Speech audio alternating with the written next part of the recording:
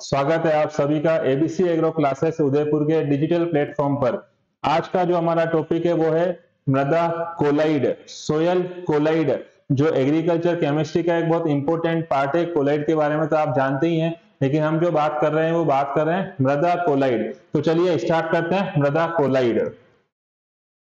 सबसे पहला प्रश्न तो आता है कि जो कोलाइड है उसके बारे में थोड़ा आइडिया होना चाहिए आपको। तो देखिएगा, कोलाइड जो शब्द है, सबसे पहला क्वेश्चन बनता है किस भाषा से लिया है। अगर आपसे पूछें कि ये किस भाषा से लिया है, तो आप देखिएगा इसका जो आंसर होगा, कोलाइड जो लिया हुआ है वो लिया हुआ है ग्रीक भाषा से। अलग अलग शब्दों से, अलग अलग भाषाओं से जो शब्द लिए जाते हैं उसी रेफरेंस में हम बात कर रहे हैं कि जो कोलाइड शब्द की आप बात कर रहे हो वो किस लैंग्वेज से लिया है। तो आपका आंसर है वो ग्रीक भाषा से लिया हुआ है। ग्रीक भाषा में दो शब्द हैं, उन्हीं से बना हुआ है। देखिएगा, सबसे पहला शब्द है कोला। इस कोला शब्द का अर्थ होता है गोंद। फेविस्टिक आप बोलो, गम बोलो, फेविकोल बोलो, गोंद याद रखिएगा, गोंद। कोला शब्द का मतलब होता है गोंद, और जो लास्ट में ओइड्स लगा है कोलाइड्स का, उसका मतलब होता है समान। इसका मतलब हुआ कोलाइड की जो एग्जैक्ट अगर वर्ड मतलब बोलना चाहे, गोंद के समान चिपचिपा पदार्थ। तो आप याद रखिएगा, मृदा कोलाइड की जो उत्पत्ति हुई है वो ग्रीक भाषा से हुई है। दो शब्दों से हुई है, कोला जिसका मतलब होता है गोंद, ओइड्स जिसका मतलब होता है समान। इसका मतलब कोलाइड क्या होता है, गोंद के समान पदार्थ। अब देखिएगा, जब आप कोलाइड की बात करते हो तो कोलाइड साइंस जो है, कोलाइड केमिस्ट्री जो है, कोलाइड रसायन, उसका जनक किसे कहा जाता है। तो याद रखिएगा, उसका जनक कहा जाता है थॉमस ग्राहम को। अगर आपसे ऐसा क्वेश्चन पूछ लें कि कोलाइड रसायन का जनक कौन है, तो उसका आंसर हो जाएगा थॉमस ग्राहम। नेक्स्ट देखिएगा, दो शब्द आते हैं, जैसे कोलाइड होता है उसी से मिलता जुलता एक शब्द है जिसे बोलते हैं क्रिस्टलाब। तो देखिएगा, क्रिस्टलाब क्या होता है। अगर आप झिल्ली की बात करो, आपने नाम सुना होगा झिल्ली।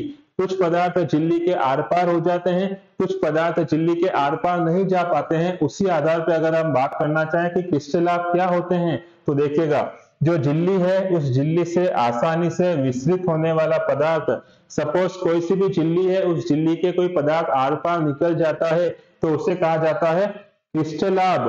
अब देखिए, क्रिस्टलाब के साथ में दूसरा पदार्थ नाम लिखा हुआ है वो है कोलाइड। कोलाइड देखिएगा, जिनका पूरा विसरण नहीं होता है। इसका मतलब हुआ वो पूरे के पूरे उस झिल्ली के आर पार नहीं जा रहे हैं, इसीलिए हमने बोला कोलाइड क्या होते हैं, जिनका पूरा विसरण नहीं होता है। तो कोलाइड जो शब्द है वो ग्रीक भाषा से लिया है, उसका मतलब होता है गोंद के समान पदार्थ। थॉमस ग्राहम को कोलाइड रसायन का जनक कहा जाता है, और कोलाइडों का पूरा विसरण झिल्ली से आर पार नहीं होता है। नेक्स्ट देखिएगा, मृदा कोलाइड। ये तो हमने बात करी अभी तक कोलाइड। सिंपल कोलाइड का मतलब क्या होता है, क्योंकि हमारा टॉपिक जो है वो मृदा कोलाइड का है, तो मृदा कोलाइड की क्या परिभाषा है वो देखिएगा। मृदा कोलाइड की परिभाषा देखिएगा, ऐसे मृदा कण, मृदा के ऐसे कण जिनका व्यास, अगर आप व्यास और त्रिज्या समझते हैं तो व्यास होता है पूरा और त्रिज्या उसकी आधी होती है। तो अगर आपसे पूछें कि ऐसे मृदा कण जिनका व्यास 1 से 100 मिली माइक्रोन तक होता है, अगर आपसे पूछें कि मृदा कोलाइड का क्या आकार होता है, तो आप उसका आकार देखिएगा, व्यास कितना होता है, 1 से 100 मिली माइक्रोन तक उसका व्यास होता है। फिर देखना, ये कोलाइड जो होते हैं वो कोलाइड के सारे गुण रखेंगे, तभी तो हम इन्हें कोलाइड बोलते हैं, क्योंकि चाहे मृदा में हो चाहे कहीं भी हो, कोलाइड अगर है तो उसमें कोलाइड के सारे गुण मिलेंगे। दूसरा, इन कणों को इलेक्ट्रॉन सूक्ष्मदर्शी में ही देखा जा सकता है। ये इतने माइन्यूट पार्टिकल होते हैं कि इनको देखने के लिए हमें इलेक्ट्रॉन सूक्ष्मदर्शी की आवश्यकता होती है।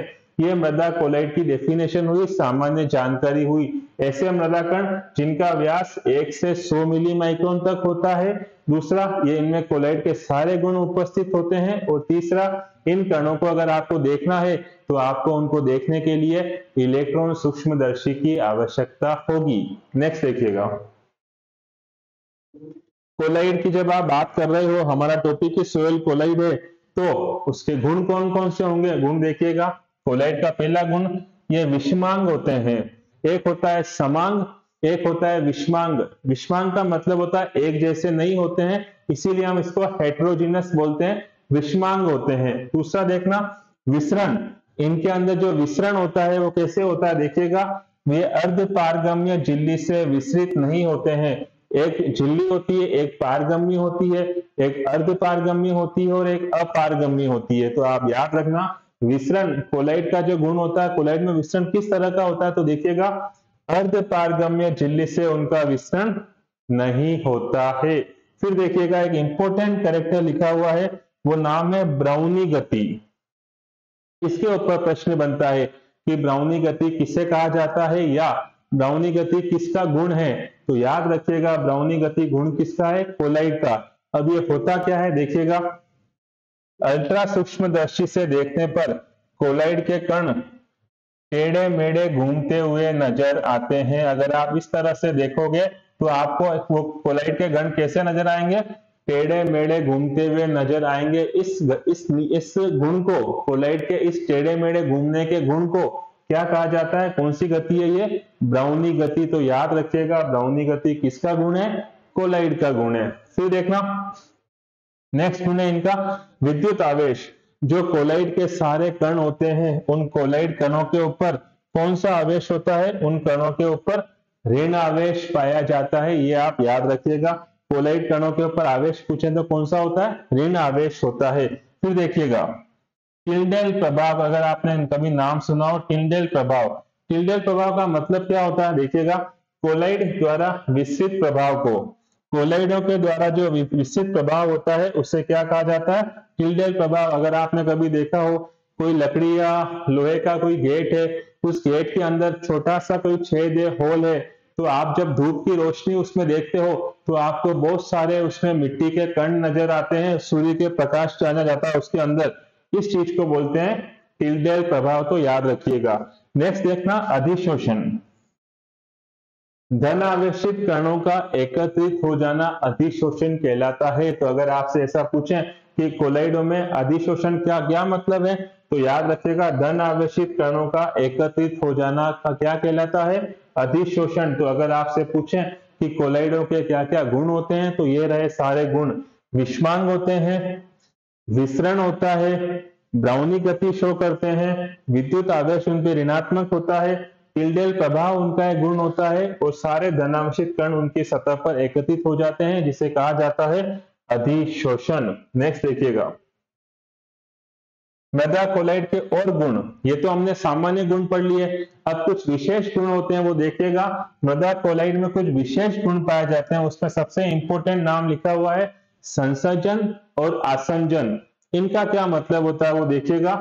देखिए सबसे मेन जो डिफरेंस है खाली फर्स्ट वर्ड के अंदर ही आ रहा है, बाकी सब सेम है। देखिएगा समान गुण वाले अणुओं के मध्य आकर्षण को, समान गुण वाले अणुओं के मध्य आकर्षण होता है, उसे कहा जाता है संसर्जन बल। अब देखिएगा यहाँ पे क्या लिखा हुआ है, असमान, बस एक ही डिफरेंस, एक लेटर का डिफरेंस आ रहा है, वो देखिएगा समान गुण वाले अणुओं के मध्य आकर्षण को कहते हैं संसर्जन और असमान गुण वाले अणुओं के मध्य आकर्षण को कहा जाता है आसंजन। ये याद रखिएगा, आसंजन, आसंजन, ठीक है। तो डिफरेंस याद रखिएगा, संसर्जन होता है समान गुणों के मध्य, आसंजन होता है असमान गुणों के मध्य।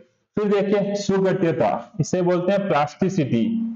प्लास्टिसिटी इसका क्या मतलब होता है देखिएगा, बल लगाने पर मृदा का रूप परिवर्तित हो जाना। आपने मृदा के ऊपर बल लगाया, प्रेशर डाला, दबाव डाला, तो उसका रूप परिवर्तित हो गया, लेकिन जैसे ही आपने उस दबाव को हटाया वो वापस अपने पुराने रूप को धारण कर लेती है। इस गुण को कहा जाता है प्लास्टिसिटी, सुगठ्यता। देखिएगा बल लगाने पर मृदा का रूप परिवर्तन हो जाना, आपने फोर्स डाला, उसका रूप परिवर्तित हो गया, लेकिन बल हटाने पर वापस वो पहले वाले रूप में आ जाती है। इस गुण को क्या कहा जाता है, सुगठ्यता कहा जाता है, जिसे बोलते हैं प्लास्टिसिटी। जैसा रबड़ में होता है, आप रबड़ को खींचते हैं फोर्स के साथ, लेकिन जैसे ही आप उसको छोड़ते हैं वापस वो अपने पहले वाली स्थिति में आ जाता है। इस गुण को कहा जाता है प्लास्टिसिटी। नेक्स्ट देखिएगा सबसे अधिक सुगठ्यता ये प्रश्न बनता है कि सबसे अधिक सुगठियता किसमें पाई जाती है, तो उसका आंसर है मोंटेमोरिलाइट के अंदर सबसे अधिक सुगठियता होती है। और सबसे कम सुगठियता किसके अंदर होती है, तो उसका आंसर है केओलिनाइट। ये क्वेश्चन बनते हैं ऑब्जेक्टिव के अंदर। सबसे अधिक सुगठियता किसके अंदर होती है, मोंटेमोरिलोनाइट के अंदर, और सबसे कम सुगठियता किसके अंदर होती है, केओलिनाइट के अंदर। ये दो इंपोर्टेंट क्वेश्चन आपको पता होने चाहिए। नेक्स्ट देखिएगा, मृदा कोलाइट के प्रकार। जब आप मृदा कोलाइट की बात करते हो तो मृदा कोलाइट के प्रकार दो तरह के होते हैं। वो होते हैं एक तो कार्बनिक, एक होता है अकार्बनिक। तो अगर आपसे सिंपल क्वेश्चन पूछे कि मृदा कोलाइट के प्रकार बताइए, तो दो ही है, एक कार्बनिक होता है, एक अकार्बनिक होता है। इन दोनों को डिटेल में डिस्कस करते हैं। देखिएगा, सबसे पहला दे रखा है कार्बनिक। कार्बनिक मृदा कोलाइट का तो आपको नाम भी याद है, उसे कहा जाता है ह्यूमस। ये आप जानते हो, ह्यूमस। देखिएगा ह्यूमस के बारे में, गहरे भूरे या काले रंग का अक्रिस्टलीय पदार्थ। अगर आपसे ह्यूमस के बारे में पूछे कि ह्यूमस क्या है, तो देखिएगा ह्यूमस गहरे भूरे या गहरे काले रंग का एक अक्रिस्टलीय पदार्थ होता है। ये पहला पॉइंट। दूसरा देखना, ये जो ह्यूमस है इसके ऊपर ऋण आवेश युक्त कण पाए जाते हैं। अगर आपसे पूछे कि ह्यूमस के ऊपर जो कण उपस्थित होते हैं उनका आवेश कैसा होता है, तो आपका आंसर होगा उनका आवेश है ऋण आवेश वाले कण पाए जाते हैं। नेक्स्ट देखना, इनका निर्माण कार्बन, हाइड्रोजन और ऑक्सीजन से होता है। कार्बन, हाइड्रोजन और ऑक्सीजन से होता है। अगर आपसे पूछे कि ह्यूमस के घटक कौन कौन है, किस किस से निर्माण हो रहा है, तो तीन ही याद रखने आपको, कार्बन, हाइड्रोजन और ऑक्सीजन, इनसे इनका निर्माण होता है। चौथा इंपोर्टेंट कैरेक्टर देखिएगा, जल धारण क्षमता, वाटर होल्डिंग कैपेसिटी इनकी बहुत अधिक होती है। तो याद रखिएगा, ह्यूमस ऐसे पदार्थ होते हैं जिसकी जल धारण क्षमता ज्यादा होती है, अधिक होती है। ये सारे ह्यूमस के गुण हैं। अगर आपसे पूछे तो ये रहे लिखे हुए। पहला पॉइंट देखिएगा, गहरे भूरे या काले रंग का अक्रिस्टलीय पदार्थ। दूसरा, इस पे ऋण आवेश पाया जाता है। तीसरा, इसका निर्माण कार्बन, हाइड्रोजन, ऑक्सीजन से होता है। और चौथा, इनकी जल धारण क्षमता अधिक होती है। ये सारी बात है कार्बनिक मृदा कोलाइड, जिसे हम क्या बोलते हैं, ह्यूमस। नेक्स्ट देखिएगा, अकार्बनिक। अकार्बनिक मृदा कोलाइड की जब आप बात करो तो इनका दूसरा नाम भी है, इन्हें कहा जाता है खनिज कोलाइड। तो याद रखिएगा, अकार्बनिक मृदा कोलाइड का दूसरा नाम बताइए, तो उसका आंसर है खनिज कोलाइड। अब देखिए, इसके अंदर बहुत सारे होते हैं, लेकिन सबसे मुख्य रूप से इसमें कौन आता है, क्ले। सबसे मुख्य रूप से इसमें कौन आता है, तो याद रखिएगा, इसके अंदर मुख्य अकार्बनिक मृदा कोलाइड का सबसे मेन उदाहरण कौन सा है, तो क्ले। इसके अलावा कौन आते हैं, सिलिकेट आते हैं और आयरन ऑक्साइड भी आते हैं। तो याद रखिएगा, अगर आपसे पूछे, जैसे आपने कार्बनिक का बताया ह्यूमस, सेम उसी तरह से आप अकार्बनिक का पूछे तो आप क्ले बोल सकते हो, आप चाहे तो सिलिकेट बोल सकते हो, आप चाहे तो आयरन ऑक्साइड बोल सकते हो। फिर याद रखिएगा, ये जो अकार्बनिक होते हैं इनकी जल धारण क्षमता कम होती है। तो कार्बनिक मृदा कोलाइड की जल धारण क्षमता ज्यादा होती है और अकार्बनिक मृदा कोलाइड की जल धारण क्षमता कम होती है। नेक्स्ट देखिएगा, सिलिकेट की जो हमने बात करी थी, जो अकार्बनिक मृदा कोलाइड है, उसके तीन बहुत इंपॉर्टेंट एग्जांपल आपको पता होने चाहिए। वो देखिएगा, केओलिनाइट जो अभी हमने बात करी थी, मोंटमोरिलाइट और इलाइट। इनके अंदर जो संरचना के अंदर जो घटक पाए जाते हैं वो एक एल्यूमिना होता है, एक सिलिकेट होता है।